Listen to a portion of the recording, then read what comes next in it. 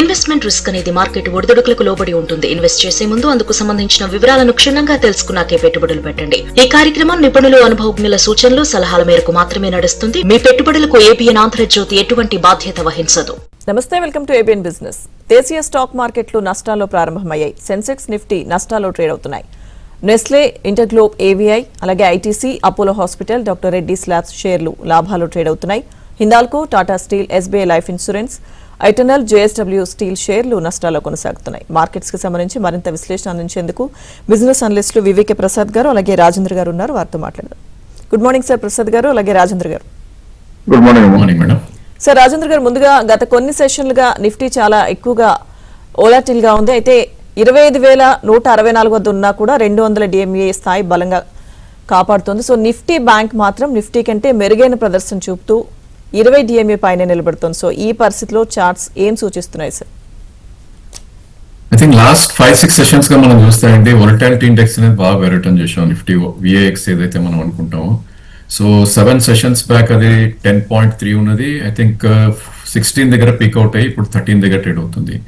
So ఇలాంటి volatility ఉన్నప్పుడు Vicks లో డెఫినెట్లీ ఫియర్ ఫ్యాక్టర్ అనేది ఉంది. అందుకే ఎవ్రీ రైజ్ మనకి నిఫ్టీలో సెల్ ఆఫ్ రావటం చూస్తున్నాం. But again 200-day moving average mean అనేది అది ప్రొటెక్ట్ చేయడం చూస్తున్నాం మనం, which is 25,160.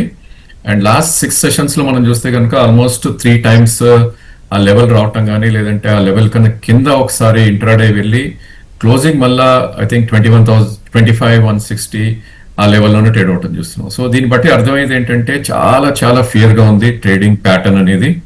And bulls bears equally they are fighting in the market అని చెప్పొచ్చు. ఎందుకంటే 500 to 600 points volatility within 2-3 days నిఫ్టీలో అనేది ఇట్స్ నాట్ యూజువల్. ఎందుకంటే last couple of sessions or maybe 2 months pattern చూస్తే కనుక it was only 100 to 200 points. So ఇప్పుడు అది 350 points to 400 points కూడా వేరియేషన్ అవుతుంది. బట్ ఏదైనప్పటికీ ఐ థింక్ డౌన్ సైడ్ అయితే మనకి 24,919 ఏదైతే స్వింగ్ లో ఉందో అది ఒక క్లియర్ సపోర్ట్ ఉండే ఛాన్సెస్ ఉంటుంది. But again bull strength regain చేయాలి అంటే కనుక మనం షార్ట్ టర్మ్ మూవింగ్ యావరేజ్ చూస్తాం, విచ్ ఇస్ 25,552. ఇది 20-day moving average, exponential moving average కాబట్టి. So all in all range 24,919 and 25,552 మధ్యలో కదలాడే ఛాన్సెస్ ఎక్కువ కనిపిస్తుంది. అండ్ బ్యాంక్ నిఫ్టీ మీరు అన్నట్టు చాలా చాలా అవుట్ పర్ఫార్మ్ చేస్తున్న దాఖలాలు ఇప్పుడైతే కనిపిస్తున్నాయి. ఒక స్టేజ్ లో 400 points మైనస్కి వెళ్ళి ఇంట్రాడేలో ఇప్పుడు ఆల్మోస్ట్ సెంటర్ రికవర్ అయిపోవటం చేసాం. సో ఇలాంటి టైంలో ఒక ఇండిసెస్ ఏమో నెగటివ్ గా, ఒక ఇండిసెస్ పాజిటివ్ గా ట్రేడ్ అవుతున్నది. It's not a good sign. Either bank Nifty కొద్దిగా వీక్ అవ్వాలి, లేదంటే నిఫ్టీ స్ట్రెంత్ అనేది పుంజుకోవాలి. ఏదైనప్పటికీ బ్యాంక్ నిఫ్టీ కూడా మనం రేంజ్ చూస్తే కనుక 58,800 నుంచి 60,200 వరకు ట్రేడ్ అయ్యే ఛాన్సెస్ ఉంటుంది. రెండు ఇండిసెస్ కూడా I think buy on dips with stop loss దగ్గరలో ఉన్నప్పుడు వీ షుడ్ ట్రేడ్ అండి. ఓకే సార్, కాలర్ ఉన్నారు హైదరాబాద్ నుంచి అతిథి గారు. హలో అండి. నమస్తే మేడం. నమస్తే అండి. సార్, నా దగ్గర లెవెల్కి ఉన్నాయండి 146 యావరేజ్ లో 500 షేర్స్. నేను సపోర్ట్ అండ్ రెసిస్టెన్సెస్ చెప్పగలరండి, అలాగే లారస్ ల్యాబ్స్ తీసుకోవచ్చండి ఈ ప్రైస్ లో? లారస్ ల్యాబ్స్ నేను చెప్పానండి ముందు. లారస్ ల్యాబ్స్ మీరు మాట్లాడుతున్న కంపెనీ డెఫినెట్ గా మంచి కంపెనీ, అందులో డౌట్ ఏం లేదు. బ్రహ్మాండమైన పర్ఫార్మెన్స్ కూడా ఇచ్చింది. సో ఇప్పటి నుంచి కూడా మా లెక్క ప్రకారం చూస్తే దాదాపుగా 40% వరకు అప్సైడ్ ఛాన్స్ ఉంది. అందువల్ల దాని గురించి ఒక నిమిషం కూడా ఆలోచించాల్సిన పని లేదు, గ్యారంటీగా కొనుక్కోవాలి. రెండవ కంపెనీ రాజేంద్ర గారు టెక్నికల్ లెవెల్స్ ఉంటాయని చెప్తారు. స్టాక్ ఏదైనా నాకు ఇంపడలేదు. అతిథి గారు ఒకసారి ఫస్ట్ స్టాక్ రిపీట్ చేయండి. లెమన్ ట్రీ అండి. Lemon tree, okay. I think one of the good name అండి హోటల్ ఇండస్ట్రీలో. But I think last couple of weeks గా కొద్దిగా కరెక్షన్ అవుతున్న నేమ్ ఇది. సో ఆల్రెడీ మనకి మంచి కరెక్షన్ కూడా రావటం చూసాం. టాప్ నుంచి 180 నుంచి 126 ఉంది. దీనికి మీనింగ్ఫుల్ సపోర్ట్ అనేది 117 అండ్ 112 డెఫినెట్లీ డిమాండ్ జోన్ అంటాం. అది ఒకవేళ 112, 117 వస్తే కనుక 2024 నవంబర్ లోస్కి వచ్చేస్తుంది. సో మీకు 1 year టైం ఫ్రేమ్ ఉంటే కనుక యూ షుడ్ స్టార్ట్ బయింగ్. ఎందుకంటే బాటమ్ లో మనం కొనలేం కాబట్టి between 126 and 112 1 year or 2 years time frame కి లెమన్ ట్రీ కొనవచ్చు. Okay sir. సో రాజేంద్ర గారు, అయితే ఇండియా EU ట్రేడ్ డీల్ తర్వాత ఆటో రంగంలోని స్టాక్స్ గణనీయంగా కరెక్షన్ చూశాయి. సో ఈ దశలో కొనుగోలు కోసం ప్రత్యేకంగా దృష్టిలో పెట్టుకోవాల్సిన స్టాక్స్ ఏమైనా ఉన్నాయా sir? I think 2-wheeler stocks పెద్ద ఎఫెక్ట్ అవ్వలేదండి. లాస్ట్ కపుల్ ఆఫ్ సెషన్స్ గా కొద్దిగా సెల్ ఆఫ్ వచ్చినప్పటికీ ఐ థింక్ పుల్ బ్యాక్ అనేది మనకు రావటం చూస్తున్నాం. మేబీ అది పెద్ద వాటికి ఇంప్లికేషన్ ఉండకపోవచ్చు EU డీల్ ఏదైతే ఉందో. బట్ అగైన్ మనకి చాలా చాలా స్ట్రాంగ్ గా ట్రేడ్ అవుతున్న కొన్ని నేమ్స్ లైక్ M&M ఇవన్నీ కూడా టాప్ నుంచి మంచి కరెక్షన్ కూడా రావటం చూసాం. సో మంత్ ఆన్ మంత్ మనకి M&M లాస్ట్ 12 months గా మనం చూస్తే కనుక ప్రాబ్లీ ఎక్కడ కూడా రెడ్ బార్ రాలేదు. సో ఇది సెకండ్ రెడ్ బార్ అని చెప్పాలి. స్టాక్ ఆల్రెడీ 30 నుంచి కరెక్ట్ అయింది అండ్ 3300 దగ్గర ఉంది. సో 3000 దగ్గర ఒక మేజర్ సపోర్ట్ ఉంటుంది M&M కి. మేబీ ఆ లెవెల్లో మీడియం టు షార్ట్ టర్మ్ కి, మీడియం టు లాంగ్ టర్మ్ కి we should try to buy. And I think Bajaj auto is one name అండి, ఎందుకంటే కింద నుంచి పెరుగుతున్న నేమ్ ఇది. సో ఆల్రెడీ ప్రీవియస్ స్టాప్ ఇది 12,774 దాకా వెళ్ళటం చూసాం 2024 సెప్టెంబర్ లో. అండ్ ఇప్పుడే ఒక బ్రేక్అవుట్ ప్యాటర్న్ మనకి ఇస్తుంది అరౌండ్ 9,600 ఆ రేంజ్ లో. సో డెఫినెట్లీ ఈ స్టాక్ ని కూడా 200-day మూవింగ్ యావరేజ్ వరకు అక్యుములేట్ చేసే ప్రయత్నం చేయొచ్చు. బిట్వీన్ 9,400 అండ్ 9,000 మధ్యలో బజాజ్ ఆటో కూడా వన్ షుడ్ బై. బట్ రెండు కూడా 1 year టైం ఫ్రేమ్ ఉండాలి. ఓకే సార్, నెక్స్ట్ కాలర్ ఉన్నారు కరీంనగర్ నుంచి కిషన్ గారు. హలో అండి. నమస్కారం అండి ప్రసాద్ గారు, రాజేందర్ గారు. నాకు IRFC 145 లో ఉన్నాయి సార్. ఈ బడ్జెట్ వాల్యూలో ఎగ్జిట్ కావాలా ఉంచుకోవాలా? ఇంకొకటి PNB హౌసింగ్ లాంగ్ కోసం ఏ రేట్ లో తీసుకోవచ్చు? లాంగ్ రేంజ్ లో ఉన్నప్పుడు రేట్ ఏ రేట్ లో అడగకూడదండి. కొనుక్కోవచ్చా కొనుక్కోకూడదు అని అడిగారు. ఎందుకంటే లాంగ్ రేంజ్ లో కొనేటప్పుడు వాడు కొనుక్కునే ₹1, ₹2 1-2% తేడాలో కొనుక్కోవడం మూలంగా వచ్చి లాభం పెద్దగా ఏమి ఉండదు. దాని మూలంగా ఆపర్చునిటీ మిస్ అవడం ఛాన్స్ ఉంటుంది. PNB housing is looking extremely encouraging. ఒక దిగుబడిగా బ్రహ్మాండంగా కనపడుతుంది. నేను స్క్రీన్ మీద మీకు డేటా కూడా ప్రజెంట్ చేశాను చూడండి. ఈ మధ్య కాలంలో ఎందుకు పడిందంటే PNB లో ఎప్పుడు కూడా మధ్యలో ఇలా ట్రెండ్ జరుగుతూ ఉంటుంది. ఏదో న్యూస్ రిలీజ్ చేయడం లేదా రూమర్ పెట్టడం, వెంటనే మార్కెట్ తగ్గడం, తర్వాత రికవర్ అయిపోవటం. అది ప్రస్తుతం చూస్తే 841 దగ్గర ఉంటే నా లెక్క ప్రకారం ₹1,300 వెళ్ళాలి. రిజల్ట్స్ అంత బ్రహ్మాండంగా ఉన్నాయి. సో ఎట్టి పరిస్థితుల్లో కూడా 54% గ్యాప్ ఉండి గ్రోత్ లో ఉన్న కంపెనీని ఆలస్యం చేసుకుంటా వెంటనే కొనుక్కోవడం మంచిది లాంగ్ టర్మ్ కి అయితే. IRFC రాజేంద్ర గారు మీరు చెప్తారా? I think IRFC probably stock railway name లో కొద్దిగా వీక్ గా ట్రేడ్ అవుతున్న నేమ్ అండి. సో డెఫినెట్లీ కొద్దిగా అవాయిడ్ చేయడం it's a good idea. So 140 ఆ రేంజ్ లో రెసిస్టెన్స్ పాయింట్ అనేది ఉంది.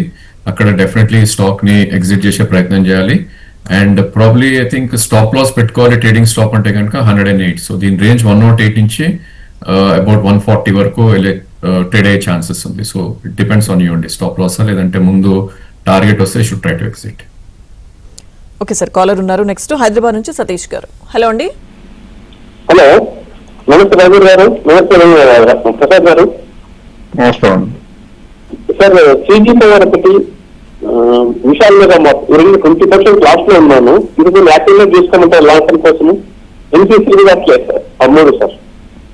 CG పవర్ అడిగారండి. CG పవర్ యాక్చువల్ గా డిసెంబర్ రిజల్ట్స్ వచ్చిన తర్వాత అంతకు ముందు బాగాలేదు రకరకాల రూమర్లు రావడంతో మార్కెట్ తగ్గిన మాట కరెక్టే, కానీ దాని గురించి కంగారు పడాల్సిన విషయం నాకైతే ఏం కనబడట్లేదు.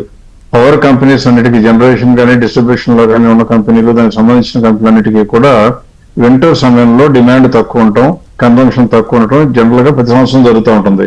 ఆ క్వార్టర్ చూడటమే తప్పితే కరస్పాండింగ్ మొత్తం ట్రైలింగ్ 12 months క్వార్టర్ చూస్తే బ్రహ్మాండంగా ఉంది. ఇప్పుడు కూడా పెర్ఫార్మెన్స్ కనపడుతుంది స్క్రీన్ మీద.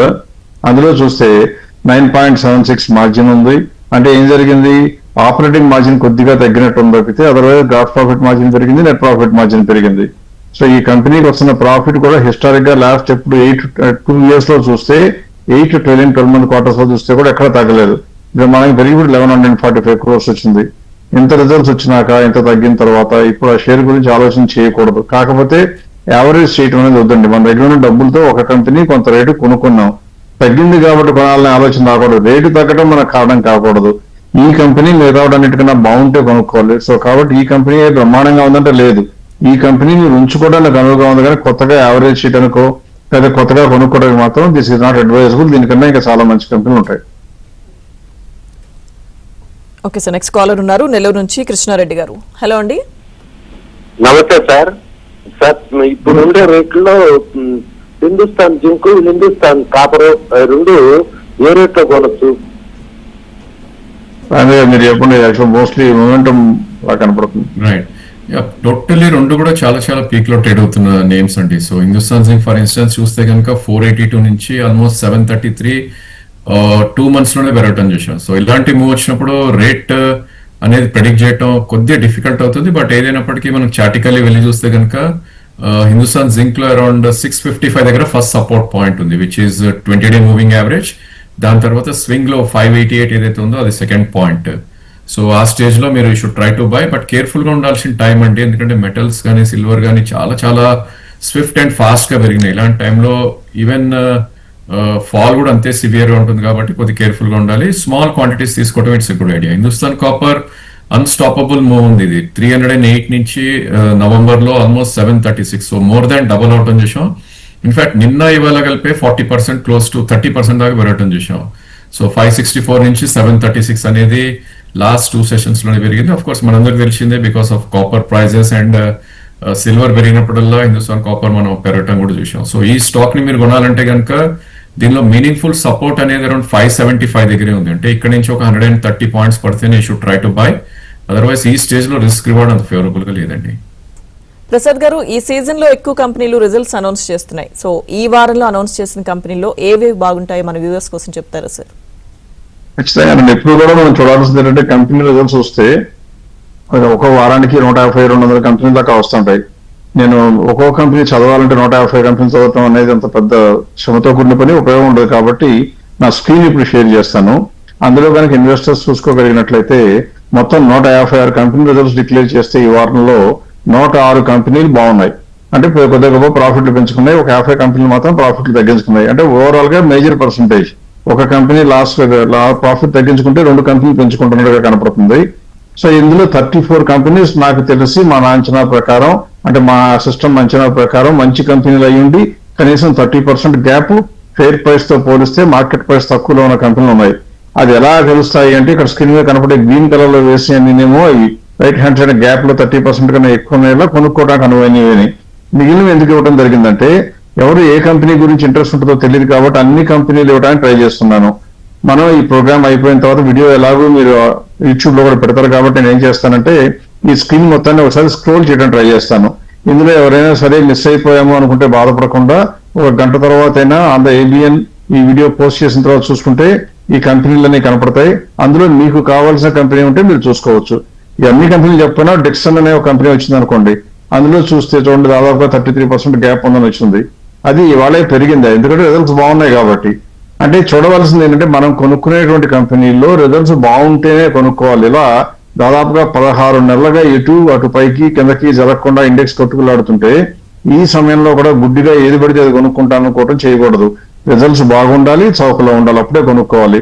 ఇలా చూస్తే మొత్తం దాదాపుగా 156 కంపెనీ రిజల్ట్స్ గ్రీన్ లో లేకపోతే కొనుక్కోకర్లేదని, గ్రీన్ లో ఉంటే కొనుక్కోమని అన్ని కంపెనీలు ఇవ్వడానికి ప్రయత్నం చేశాను. కాబట్టి బహుశా మీరు అడిగినటువంటి మీకు అవసరమైన ఈ వారంలో వచ్చిన రిజల్ట్స్ అన్ని కంపెనీలు కవర్ చేశామని అనుకుంటున్నాను. ఓకే సార్, కాలర్ ఉన్నారు. నెక్స్ట్ హైదరాబాద్ నుంచి రంగా గారు. హలో అండి. హలో, నా పేరు రంగండి. నాకు 2 స్టాక్స్ అండి, ఒకటి ఎల్ఐసి ఒకటి అండ్ బజాజ్ హౌసింగ్ ఫైనాన్స్. ఈ 2 ఐపీఓ టైం నుంచి ఉన్నాయి. సో ఉంచాలా తీసేసాను. ఎల్ఐసి అంటే మన ఫ్యామిలీ గోల్డ్ అండి, అట్లా అమ్మాలనే ఆలోచన ఎందుకు రాకూడదు మనకి. ఎందుకంటే 2 కారణాలు. ఒకటి, స్టాక్ మార్కెట్ ఎప్పుడు గ్యారంటీగా పెరుగుతూనే ఉంటుంది, కొన్ని రోజులకైనా పెరక తప్పదు తగ్గినా కానీ. మీరు అప్పటి నుంచి ఇప్పుడు దాకా ఉన్నారంటే మీరు ఖచ్చితంగా లాంగ్ టర్మ్ ఇన్వెస్టర్లు. మీలాంటి వాళ్ళు ఎల్ఐసి కంపెనీలో ఉంటే మీకు ఇష్టం ఉన్నా లేకపోయినా ఈక్విటీ మార్కెట్ తో చాలా క్లోజ్ గా రిలేషన్షిప్ ఉన్నట్టు. ఎల్ఐసి పెట్టినంత ఇన్వెస్ట్మెంట్స్ ఈక్విటీ మార్కెట్ లో బహుశా ఏ మ్యూచువల్ ఫండ్ కూడా పెట్టదు, ఒక్కొక్క మ్యూచువల్ ఫండ్ ఇండివిజువల్ గా. అంటే మార్కెట్ పెరిగితే ఎల్ఐసి పెరగాలి, మార్కెట్ పెరగకపోతే ఎల్ఐసి పెరగకపోవచ్చు. కానీ కింద పడిపోవటం, మాయమైపోవటం, మీ డబ్బులు విపరీతమైన నష్టం రావడం అనేది దాదాపుగా అవకాశం లేని కంపెనీలు ఉంటే అందులో ఒకటి ఎల్ఐసి అనమాట. కాబట్టి అది కూడా కొద్దిగానే డైల్యూట్ చేశారు గవర్నమెంట్. కొన్ని రోజులు పోయిన తర్వాత ఇంకొద్ది డైల్యూట్ చేస్తారంటే ఇంకా కూడా పెరుగుతుంది. So LIC is as good as family reserve లాగా, ఆస్తి లాగా అట్లాగే ఉంచుకోండి. రెండో కంపెనీ రాజేంద్ర గారి మీరు చూస్తే బాగుంటుంది. I think Bajaj housing finance అన్నారండి, అది ఐపీఓ వచ్చినప్పటి నుంచి కూడా చాలా చాలా డిప్రెస్ గా ట్రేడ్ అవుతున్న నేమ్. సో ఇది లాస్ట్ ఇయర్ ఫిబ్రవరిలో ఐపీఓకి రావటం చేసాం, అరౌండ్ 110 దగ్గర లిస్ట్ అయింది. అప్పుడు కొంచెం ఐపీఓ క్రేజ్ తోటి విత్ ఇన్ 1 month 136 వెళ్ళింది. అక్కడి నుంచి కంటిన్యూస్లీ లోవర్ లోస్ ఫార్మేషన్ జరుగుతుంది. సో 1 year అయిపోయింది కాబట్టి దీని బాటమ్ ఫార్మేషన్ కూడా అరౌండ్ 80 దగ్గర మనకి వచ్చే ఛాన్సెస్ ఉంటుంది. ప్లస్ సెకండ్ థింగ్ ఏంటంటే అన్చార్టెడ్ జోన్ లో ట్రేడ్ అవుతుంది. సో నా ఉద్దేశంలో ఇప్పటికైతే ప్రస్తుతానికి వీక్నెస్ ఉంది, but name is good. So basically Bajaj group the కాబట్టి, పేరు మంచిది కాబట్టి ప్రాబ్లీ రేపొద్దున హౌసింగ్ ఫైనాన్స్ కంపెనీస్ అన్ని బాగా చేసినప్పుడు ఇది కూడా పర్ఫామ్ చేసే ఛాన్సెస్ ఉంటుంది. యాజ్ ఆఫ్ నో రేంజ్ చూస్తే కనుక 80 to 110 అని చెప్పుకోవచ్చండి. ఓకే సార్, నెక్స్ట్ కాలర్ ఉన్నారు హైదరాబాద్ నుంచి సాంబశివరావు గారు. హలో అండి. గుడ్ మార్నింగ్ అండి రాజేంద్ర గారు, ప్రసాద్ గారు. సార్ నా దగ్గర ఆల్ ఇండియా ఒకటి దర్దాపుగా 3 years బట్టి ఉన్నదండి. అది ఇంతవరకు రాలేదు. నా రేటు ఇప్పుడు వచ్చింది. దీన్ని కంటిన్యూ చేయమంటారా లేకపోతే ఎగ్జిట్ అవ్వమంటారా సార్? తర్వాత వేదాంత ఒకటి ఈ రేంజ్ లో తీసుకోవచ్చా? కొద్దిగా రెండింటి గురించి చెప్పండి సార్. వేదాంత గురించి చెప్పడం తేలికండి. ఆల్ ఇండియా నాకు అది ఐడియానే లేదు కాబట్టి దాని గురించి మాట్లాడితే తెలియకుండా మాట్లాడినట్టు అవుతుంది. వేదాంత గురించి చెప్పాలంటే ఇప్పుడు మెటల్స్ లో ఉన్న కంపెనీల్లో ఈ కంపెనీలో ఉన్న మేజర్ నెగటివ్ ఏంటంటేనండి, ఆయన ప్రమోటర్ చాలా ఆస్తిపరుడు. కానీ ఆస్తిపరుడు అయినంత మాత్రాన ఫైనాన్షియల్ గా ఇంకా స్ట్రాంగ్ గా ఉన్నారంటే కొన్ని సంకేతాలు మాత్రం అలా రావు. ఎందుకంటే ఈ కంపెనీ గురించి డేటా తీసుకుందాం ట్రై చేస్తే ఎప్పుడు చూసినా కానీ నాకు కొద్దిగా గుండె గుబులు అనేట్లుగా అందులో కంపెనీలో ఆయనకున్న షేర్లలో, ప్రమోటర్లకు ఉన్న షేర్లలో దాదాపుగా అన్నిటిలో ఆల్మోస్ట్ దాదాపు అన్ని కూడా ఆయన ఇప్పుడు ప్లెడ్జ్ చేసి ఉంచుతారు. అందువల్ల దానికి కారణం ఏంటంటే ఒకటి విపరీతంగా స్ట్రెచ్ అయిపోయి ఉండాలి, మిగతా బిజినెస్ లో నష్టం వస్తుండాలి. ఈ కంపెనీ చూస్తేనే ఇప్పుడు రేటు విపరీతంగా పెరిగిపోయి ఉంది. ఇప్పుడు స్క్రీన్ మీద ఈ డేటా చూపిస్తున్నాను. 500 రూపాయలు ఉండే కంపెనీ ఇప్పుడు దాదాపు 766 రూపాయలకు వచ్చింది. మా లెక్క ప్రకారం డిసెంబర్ రిజల్ట్స్ కూడా వచ్చిన తర్వాత కూడా ఉండవలసిన ప్రైస్ అప్పటికే వచ్చేసింది. 766 రూపాయలు ఉంటే 731 రూపాయలు ఉంటే చాలు నా లెక్క ప్రకారం ఆ వచ్చిన రిజల్ట్స్ కి. ఎందుకు చెప్తున్నాను చూడండి, కింద స్క్రీన్ లో ప్లెడ్జ్డ్ అని కనబడుతుంది. ప్రమోటర్స్ కి 56% ఉంటే ప్లెడ్జ్డ్ ఎంత 99.99%. అంటే ఆయనకున్న షేర్లు మొత్తం అక్కడ ప్లెడ్జ్ చేశారు. ఇటువంటి కంపెనీలో ఏం జరగచ్చు అంటే రేపు పొద్దున్నే కనుక వీళ్ళు చేసేటువంటి ఆ మైనింగ్ లో ఉండే బిజినెస్ లో ఆ మెటల్స్ కనుక ఇంటర్నేషనల్ గా డిమాండ్ కొద్దిగా తగ్గితే అప్పుడు మార్కెట్ లో షేర్ ప్రైస్ కి నష్టం రావడం మొదలైతే మార్జిన్ కట్టమని ఆ ఎక్కడైతే ప్లెడ్జ్ చేసి తెచ్చుకొచ్చే డబ్బులు వాళ్ళందరూ ప్రమోటర్ షేర్లు కూడా అమ్మేయడానికి ట్రై చేస్తారు. అప్పుడు మార్కెట్ లో విపరీతమైన అగ్రవేటెడ్ ఫాల్, అంటే మీరు ఊహించలేనంత స్టీప్ గా కొండపై నుంచి జారిపోయినట్టుగా జరిపోతాయి. అందువల్ల ఈ కంపెనీ ఎక్కువ రేట్లో కొనడం అనేది ఎప్పుడూ ప్రమాదం. ఈ రేట్లో కొనొచ్చా అంటే నా లెక్క ప్రకారం కొనకూడదు కదా, దాని ఇంకా చూడకూడదు. ఇంకా పెరగదా అంటే నేను ఆ మాట చెప్పట్లేదు. పెరగదు అని చెప్పడం ఎవరి వల్ల కాదు. కానీ మనకంటూ ఒక అంచనా ఉండాలి. ఇంతవరకు రేట్ వస్తే చాలా అనుకుని బయటికి రావాలి, కానీ మనం అమ్మాం కాబట్టి పెరగకూడదు, కొంటే తగ్గకూడదు అనుకునేటువంటి సిద్ధాంతం మాకు లేదు. మీకు కూడా ఉండకుండా ఉంటే మార్కెట్లో కలకాలం ఉండడానికి అవకాశం ఉంటుంది. Okay sir. ప్రసాద్ గారు, అయితే డిసెంబర్ క్వార్టర్ కి ఇప్పటి వరకు అనౌన్స్ చేసిన రిజల్ట్స్ ని బేస్ చేసుకుని మొత్తం కంపెనీలో ఇన్వెస్టర్స్ కొనుక్కోవడానికి ఎన్ని అనువుగా ఉన్నాయి సార్? ఇప్పటి వరకు డిసెంబర్ లో అంటే దాదాపు ఒక డిసెంబర్ రిజల్ట్స్ అంటే జనవరిలో మొదలవుతాయి రిజల్ట్స్ అన్ని. ఇప్పుడు నేను స్క్రీన్ మీద మీకు ఏం చేస్తానంటే 25 దాదాపు 5వ తారీఖు నుంచి అంటే జనవరి 5 తర్వాత రిజల్ట్స్ వచ్చిన కంపెనీలో ఎన్ని బాగున్నాయో చూసి ఆ బాగున్న వాటిలో మళ్ళీ ఏం చేశాను, కొద్దో గొప్ప లాభం పెరిగి ఉండాలి. ఆ లాభం పెరగడమే కాకుండా ఆ కంపెనీల్లో ఇప్పటి వరకు చూస్తే ఎన్ని కంపెనీలు కొనుక్కోవడానికి అనువుగా ఉన్నాయని చెప్తే 1000 నుంచి 10,000 కోట్లు ఉన్న కంపెనీలు కేవలం 7 కంపెనీలు, మొత్తం 7 కంపెనీలు మాత్రమే వచ్చినాయి. 10,000 నుంచి 50,000లో చూస్తే మార్కెట్ క్యాప్ చూస్తే 15 కంపెనీలు, అంటే మిడ్ క్యాప్ లో కొద్దిగా మిడ్ క్యాప్ లో రీజనబ్లీ కొద్దిగా higher mid cap or smaller large cap చూస్తే 12 కంపెనీలు, వెరీ లార్జ్ క్యాప్ లో చూస్తే 5 కంపెనీలు. అంటే మొత్తం మీకు ఏం కనపడుతుంది, కొనుక్కోవడానికి అనుగుణ కంపెనీలో మార్కెట్ క్యాప్ పెరుగుతుంటే నెంబర్ పెరుగుతుంది, అదే మార్కెట్ క్యాప్ తగ్గితే తక్కువ ఉంటుంది. అందుకే గొడవ చేస్తున్నాను ఎప్పటి నుంచో, స్మాల్ క్యాప్ మిడ్ క్యాప్ కన్నా లార్జ్ క్యాప్ కొనుక్కోవడం మంచిదని. ఇక్కడ అనగానే అందరూ ఏమడుగుతారంటే ఆ కంపెనీ కూడా ఏంటో చెప్తే బాగుంటుంది కదా అంటారు. ఖచ్చితంగా చెప్పాలి. ఒక్క నిమిషం నాకు టైం ఇస్తే ఇప్పుడే చూపిస్తాను మీకు. ఇప్పుడు ఇందులో చూపిస్తున్నటువంటి ఆ 39 కంపెనీలు ఏంటంటే లిస్ట్ చూపిస్తున్నాను చూడండి. ఇక్కడ Havells India, HPCL, Himadri speciality, GM breweries, ఇలా అనేక కంపెనీలు ఉన్నాయి. ఇవన్నీ కూడా దాదాపు 20 కంపెనీలు ఉన్నాయి. మీరు చూసుకోవడానికి వీలుగా నేను చదవవలసిన అవసరం లేకుండా ఒకసారి కిందకి స్క్రోల్ చేస్తే మిగిలిన కంపెనీలు కూడా కనపడతాయి. ఇప్పుడు ఆ మొత్తం కంపెనీలన్నీ కూడా, అంటే నా ఉద్దేశం ప్రకారం మనం ఖచ్చితంగా లాభం సంపాదించాలి, నాకు తెలిసిన కంపెనీలో కాదు మంచి కంపెనీలో సంపాదించాలి అని అనుకునేటువంటి అభిప్రాయంతో నాతో ఏకీభవిస్తే కనుక ఇటువంటి కంపెనీల వైపు చూడటం మంచిది. ఇవన్నీ మంచి కంపెనీలు చౌకలో ఉన్నాయి. చౌకలో ఉన్న మంచి కంపెనీ వదిలిపెట్టి నాకు తెలిసిన కంపెనీ కొంటాను, ఇప్పుడు కొనొచ్చా ఎల్లుండి కొనొచ్చా అంటే చెప్పే ధైర్యం నాకు రాదు.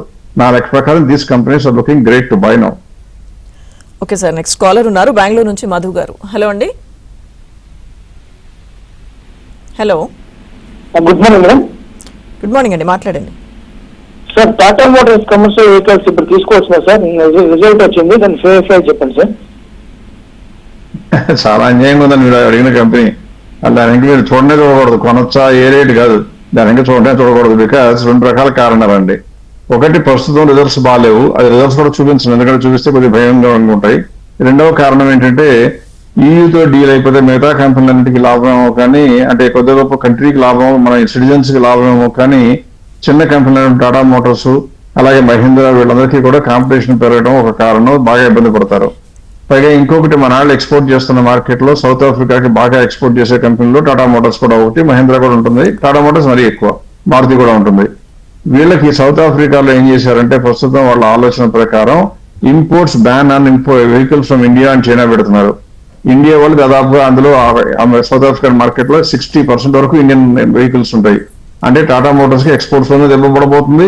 ఇక్కడ ఉంది అన్నింటి నుంచి మళ్ళీ EU నుంచి కనుక లిబరలైజ్ చేస్తే, రేట్లు కనుక తగ్గితే టాటా కారు కొనుక్కునే బదులు ఇంపోర్టెడ్ కారు BMW తక్కువలో వస్తే కొనుక్కుంటాం కదా అనుకుంటారు. అందువల్ల ఏ రకంగా చూసినా ప్రాస్పెక్ట్స్ పెద్దగా బాగాలేవు. అన్నింటి నుంచి ప్రైస్ ఏమో విపరీతంగా పెరిగి వచ్చింది. సో నా లెక్క ప్రకారం ఇప్పుడు టాటా మోటార్స్ కొనడం అనేది కొద్దిగా రిస్క్తో కూడిన పని. రాజేంద్ర గారు టెక్నికల్ గా చెప్తే బాగుంటుంది.